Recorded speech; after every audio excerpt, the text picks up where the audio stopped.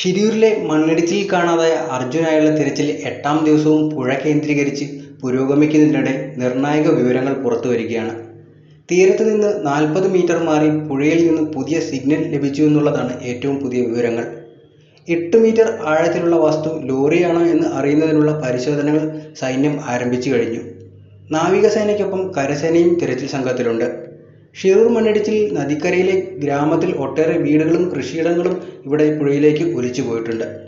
ഇന്നലെ വൈകി പുഴയിൽ നടത്തിയ പരിശോധനയിൽ സിഗ്നൽ കണ്ടെത്തിയ ഭാഗം കേന്ദ്രീകരിച്ചാണ് പരിശോധന തുടരുന്നത്. ഡ്രഡ്ജർ ഉൾപ്പെടെയുള്ള കൂടുതൽ സംവിധാനങ്ങൾ ഒരുക്കിയാകും രക്ഷാപ്രവർത്തനം. നാവികസേനയുടെ കൂടുതൽ മുങ്ങൽ വിദഗ്ധരും ദൗത്യത്തിൽ പങ്കാളിയാകുന്നുണ്ട്. എന്നാൽ സമാന്തരമായി പുഴയോരത്ത് മണ്ണ് നീക്കം ചെയ്തും പരിശോധന തുടരുന്നുണ്ട്. പുഴയിൽ ഇറങ്ങി മണ്ണ് മാറ്റിയുള്ള തിരച്ചിലിന് തയ്യാറാണെന്ന് കേരളത്തിൽ നിന്നുള്ള സന്നദ്ധ പ്രവർത്തകർ അറിയിച്ചിട്ടും ഉത്തര കന്നഡ ജില്ലാ ഭരണകൂടം അനുമതി നൽകിയിട്ടില്ല. വെള്ളത്തിൽ ഉപയോഗിക്കാൻ കഴിയുന്ന മണ്ണുമാന്തി യന്ത്രം അടക്കമുള്ള സജ്ജീകരണങ്ങൾ സ്വന്തം നിലയ്ക്ക് ഒരുക്കാമെന്നറിയിച്ച് അവർ രംഗത്തു വന്നിരുന്നു. എന്നാൽ സുരക്ഷാ കാരണങ്ങൾ ചൂണ്ടിക്കാണിച്ച് അനുമതി നിഷേധിച്ചെന്നാണ് പറയുന്നത്. കർണാടക രജിസ്ട്രേഷനിലുള്ള KA 15A7427 എന്ന ഭാരത് ബെൻസ് ലോറിക്കൊപ്പം അർജുനെ കാണാതായിട്ട് 8 ദിവസം പിന്നിട്ടിരിക്കുകയാണ്. കർണാടകയിലെ ബെഗവാഡിയിൽ നിന്ന് എടവണ്ണപ്പാറയിലേക്ക് തടി കയറ്റി വരികയായിരുന്നു അർജുൻ. തടി കയറ്റിയ ലോറിക്ക് ഏകദേശം 25 ടണ്ണിലേറെ ഭാരമുണ്ട്. Bharat ബെൻസിൻ്റെ 3523R BS VI 8X2N310 എന്ന 12 വീൽ ട്രക്കിൻ്റെ ഏറ്റവും പുതിയ മോഡലാണ് അർജുൻ ഓടിച്ചിരുന്നത്.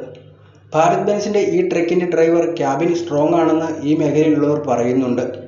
വിശാലമായ ക്യാബിൻ റൂമാണ് ഈ ട്രക്കിൻ്റെ പ്രത്യേകതയെന്നും ക്ലീനർ ഇല്ലാതെ തന്നെ ഒറ്റയ്ക്ക് ഓടിച്ചു പോകാൻ കഴിയുന്നതടക്കമുള്ള സുരക്ഷാ സംവിധാനങ്ങളുള്ള ലോറിയാണെന്നും ഈ മേഖലയിലെ ഡ്രൈവർമാരും പറയുന്നു. ശക്തമായ ബാറ്ററിയാണ് വാഹനത്തിലേത്.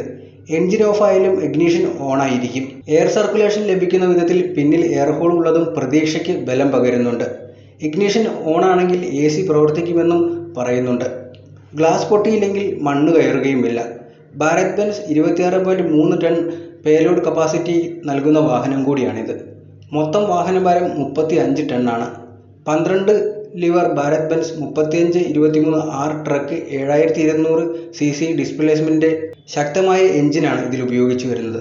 ഇത് 241 HP-യും 850 Nm ഉയർന്ന ടോർക്കും ഉൽപ്പാദിപ്പിക്കുന്നുണ്ട്.